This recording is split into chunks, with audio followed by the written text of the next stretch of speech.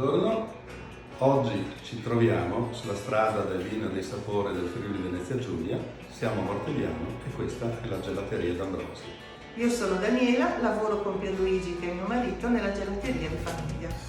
Questa gelateria nasce nel 2013 e sono approdato alla gelateria in tarda età, come si dice, perché per una serie di motivi che sarebbe lungo spiegare, ma uno di questi era il fatto che io non mangiavo più gelato, non riuscivo più a gradire i gelati che trovavo e dico sempre ho dovuto farmelo e quindi partiamo da questo. La gelateria nasce quindi con dei presupposti legati al fatto di produrre un gelato che fosse diverso da quello che normalmente si incontra un po' in giro.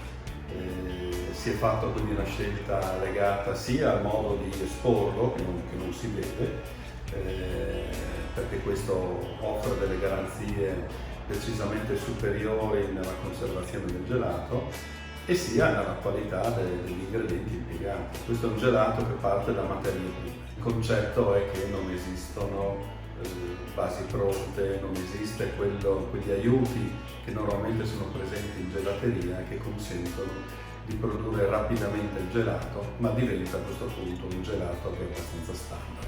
Noi i gelati ce li facciamo nel bene e nel male, perché attenzione, questo non significa che tutti gradiscono questa tipologia di gelato, però questa è la scelta che abbiamo fatto, ed è una scelta che incontra il favore di tante persone che vengono qui scegliendo questa tipologia di prodotto.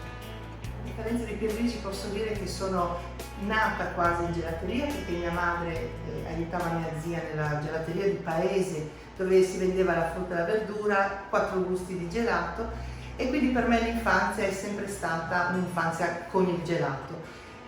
Dopodiché negli anni 70 questa attività è stata chiusa e ho dovuto aspettare fino al 2013 per avere di nuovo una gelateria in qualche modo in famiglia.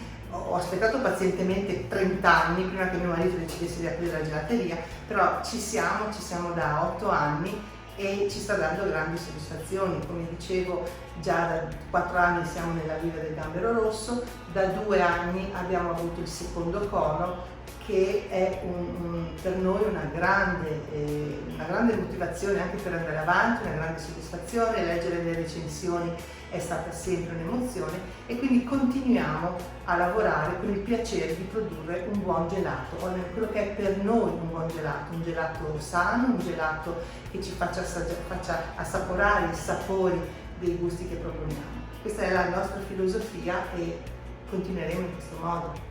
Questa è una gelateria senza glutine, con l'approvazione dell'Associazione Italiana di Celiachia.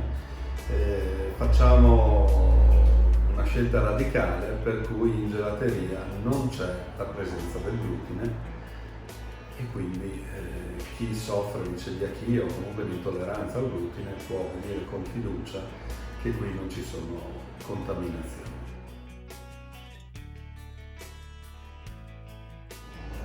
Noi vi aspettiamo a Mortegliano in via Udine 19 O a Udine in largo dei Pecci le 13.